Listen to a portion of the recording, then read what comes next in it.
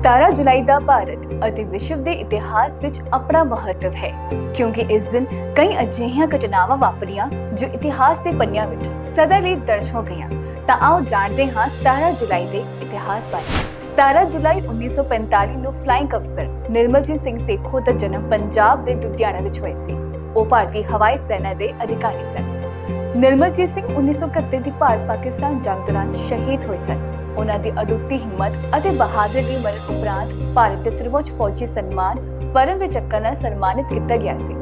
ਭਾਰਤੀ ਹਵਾਈ ਸੈਨਾ ਤੋਂ ਪਰਮਵੀਰ ਚੱਕਰ ਦੇ ਇਕਲੌਤੇ ਜੇਤੂ ਫਲਾਈਂਗ ਅਫਸਰ ਨਿਰਮਲਜੀਤ ਸਿੰਘ ਨੇ 1971 ਵਿੱਚ ਪਾਕਿਸਤਾਨ ਖਿਲਾਫ ਲੜਦਾ ਸ਼ਹੀਦੀ ਪ੍ਰਾਪਤ ਕੀਤੀ ਸੀ, ਜਿਸ ਵਿੱਚ ਭਾਰਤ ਨੇ ਜਿੱਤ ਹਾਸਲ ਕੀਤੀ ਅਤੇ ਪਾਕਿਸਤਾਨ ਤੋਂ ਵੱਖ ਹੋ ਗਿਆ ਅਤੇ ਬੰਗਲਾਦੇਸ਼ ਦੇ ਨਾਲ ਇੱਕ ਸੁਤੰਤਰ ਦੇਸ਼ ਬਣ ਗਿਆ। ਦੱਸਿਆ ਜਾਂਦਾ ਹੈ ਕਿ 14 ਦਸੰਬਰ 1971 ਨੂੰ ਸ਼੍ਰੀਨਗਰ 에ਅਰਫੀਲਡ ਤੇ ਪਾਕਿਸਤਾਨ ਦੇ 6 ਸਰਬ ਲੜਾਕੂ ਜਹਾਜ਼ F-86 ਨੇ ਹਮਲਾ ਕੀਤਾ ਸੀ, ਜਿਸ ਤੋਂ ਥੋੜੀ ਦੇਰ ਬਾਅਦ ਫਲਾਈਂਗ ਅਫਸਰ ਨਿਰਮਲਜੀਤ ਸਿੰਘ ਨੇ ਦੁਸ਼ਮਣਾਂ ਤੇ ਹਮਲਾ ਕਰ ਦਿੱਤਾ। ਪਾਕਿਸਤਾਨ ਦੇ 2 ਜਹਾਜ਼ ਦਿਸਣ ਲੱਗ ਪਏ। ਨਿਰਮਲਜੀਤ ਸਿੰਘ ਨੇ ਉਹਨਾਂ ਦਾ ਪਿੱਛਾ ਕੀਤਾ ਅਤੇ ਜਲਦ ਹੀ ਦੋਵਾਂ ਨੂੰ ਮਾਰ ਦਿੱਤਾ। ਇਸ ਤੋਂ ਬਾਅਦ ਨਿਰਮਲਜੀਤ ਸਿੰਘ ਨੇ ਆਪਣਾ ਜਹਾਜ਼ ਪਾਕਿਸਤਾਨੀ ਜਹਾਜ਼ ਵੱਲ ਮੋੜ ਲਿਆ ਜੋ 에ਅਰਬੇਸ ਤੇ ਬੰਬਾਰੀ ਕਰ ਰਿਹਾ ਸੀ। ਦੁਸ਼ਮਣ ਦੇ ਕੁਝ ਹਮਜਣ ਤੋਂ ਪਹਿਲਾਂ ਹੀ ਉਹਨਾਂ ਨੇ ਉਸਦੇ ਜਹਾਜ਼ ਨੂੰ ਜ਼ਮੀਨ ਤੇ ਉਤਾਰ ਦਿੱਤਾ।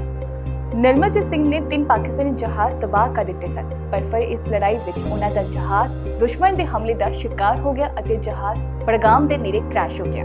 ਇਸ ਤਰ੍ਹਾਂ ਦੁਸ਼ਮਣਾਂ ਨਾਲ ਲੜਦੇ ਹੋਏ ਨਿਰਮਲਜੀਤ ਸਿੰਘ ਸੇਖੋਂ ਨੇ ਸ਼ਹੀਦੀ ਪ੍ਰਾਪਤ ਕੀਤੀ ਸੀ।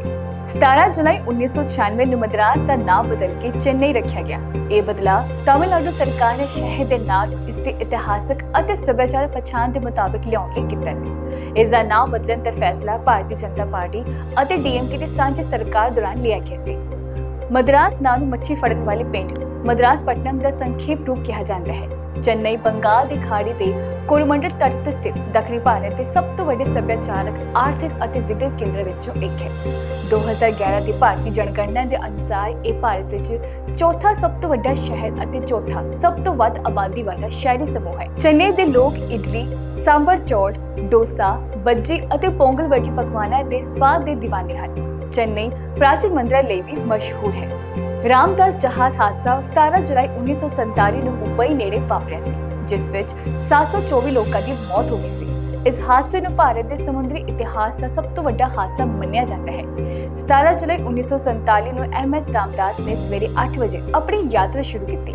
ਉਹ ਮੁੰਬਈ ਤੋਂ ਰਿਵਾਸ ਲਈ ਰਵਾਨਾ ਹੋਏ ਸਨ। ਮਛੇਰਿਆਂ ਅਤੇ ਛੋਟੇ ਵਪਾਰੀਆਂ ਦੇ ਨਾਲ ਕੁਝ ਅੰਗਰੇਜ਼ ਅਫਸਰ ਵੀ ਆਪਣੇ ਪਰਿਵਾਰਾਂ ਸਮੇਤ ਜਹਾਜ਼ ਵਿੱਚ ਸਵਾਰ ਸਨ। ਦੱਸਿਆ ਜਾਂਦਾ ਹੈ ਕਿ ਇਹ ਹਾਦਸਾ ਤੇਜ਼ ਹਨੇਰੀ ਕਾਰਨ ਵਾਪਰਿਆ ਸੀ।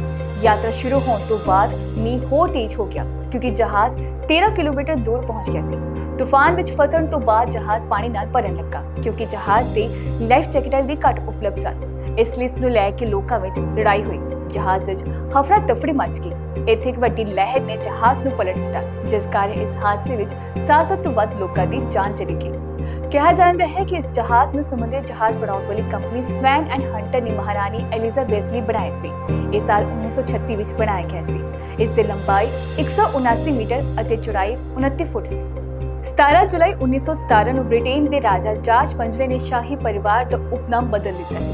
ਬ੍ਰਿਟੇਨ ਦੇ ਰਾਜਾ ਨੇ ਇਹ ਫੈਸਲਾ ਪਹਿਲੇ ਵਿਸ਼ਵ ਯੁੱਧ ਦੇ ਤੀਜੇ ਸਾਲ ਦੌਰਾਨ ਲਿਆ ਸੀ, ਕਿਉਂਕਿ ਉਸ ਸਮੇਂ ਦੇ ਸ਼ਾਹੀ ਪਰਿਵਾਰਾਂ ਦੇ ਉਪਨਾਮ ਮੂਲ ਰੂਪ ਵਿੱਚ ਜਰਮਨਿਕ ਸਨ। ਇਸ ਜਰਮਨਿਕ ਨਾਮ ਨੂੰ ਹਟਾਉਣ ਲਈ ਅਤੇ ਪਹਿਲੇ ਵਿਸ਼ਵ ਯੁੱਧ ਦੌਰਾਨ ਬਰਤਾਨੀਆ ਅਤੇ ਜਰਮਨੀ ਦਰਮਿਆਨ ਵੱਧਦੀ ਦੁਸ਼ਮਣੀ ਕਾਰਨ ਇਸ ਨਾਮ ਨੂੰ ਬਦਲਣ ਦਾ ਫੈਸਲਾ ਕੀਤਾ ਗਿਆ ਸੀ। ਉਹਨਾਂ ਨੇ ਇਹ ਸ਼ਾਹੀ ਘੋਸ਼ਣਾ ਜਾਰੀ ਕੀਤੀ, ਜਿਸ ਵਿੱਚ ਉਹਨਾਂ ਨੇ ਪਰਿਵਾਰ ਦੇ ਸਾਰੇ ਮਰਦ ਅਤੇ ਅਣਵਿਆਹੇ ਔਰਤਾਂ ਲਈ ਉਪਨਾਮ ਵਿੰਡਸਰ ਅਪਣਾਉਣ ਦੀ ਗੱਲ ਕੀਤੀ।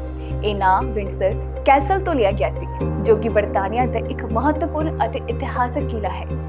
ਨਾ ਬਦਲਣ ਦਾ ਮੁੱਖ ਕਾਰਨ ਬ੍ਰਿਟਿਸ਼ ਜਨਤਾ ਵਿੱਚ ਦੇਸ਼ ਭਗਤੀ ਦੀ ਭਾਵਨਾ ਨੂੰ ਮਜ਼ਬੂਤ ਕਰਨਾ ਅਤੇ ਸ਼ਾਹੀ ਪਰਿਵਾਰ ਨੂੰ ਜਰਮਨੀ ਨਾਲ ਸੰਬੰਧਿਤ ਕਿਸੇ ਵੀ ਤਰ੍ਹਾਂ ਦੇ ਨਕਾਰਾਤਮਕ ਅਕਸ ਤੋਂ ਦੂਰ ਰੱਖਣਾ ਸੀ।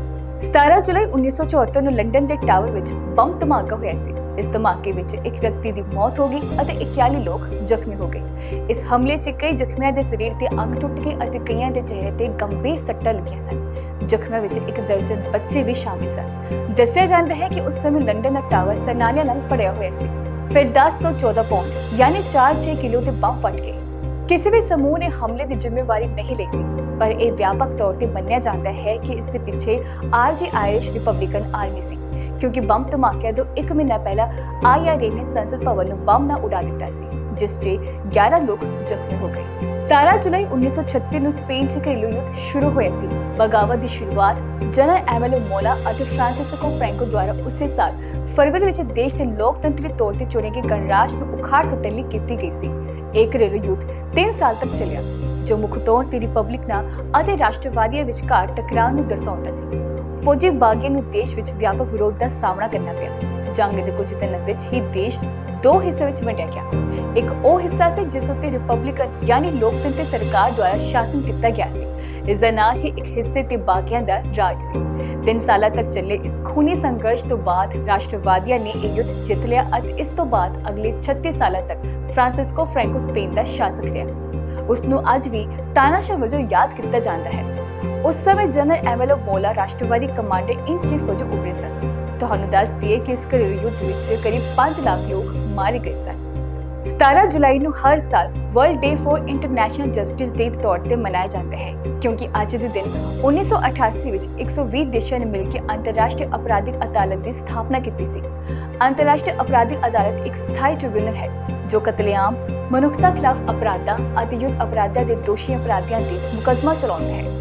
ਇਸ ਸਮੇਂ 124 ਦੇਸ਼ ਇਸ ਦਾ ਹਿੱਸਾ ਹਨ, ਪਰ ਭਾਰਤ ਸਮੇਤ ਕਈ ਦੇਸ਼ ਇਸ ਦਾ ਹਿੱਸਾ ਨਹੀਂ ਹਨ। ਦੱਸ ਦਈਏ ਕਿ ਅਦਾਲਤ ਨੇ ਸਾਲ 2002 ਵਿੱਚ ਆਪਣਾ ਕੰਮਕਾਜ ਸ਼ੁਰੂ ਕੀਤਾ ਸੀ। ਇਸ ਦੇ ਨਾਲ ਹੀ ਅਦਾਲਤ ਨੇ ਸਾਲ 2006 ਵਿੱਚ ਆਪਣੇ ਪਹਿਲੇ ਕੇਸ ਦੀ ਸੁਣਵਾਈ ਸ਼ੁਰੂ ਕੀਤੀ ਸੀ।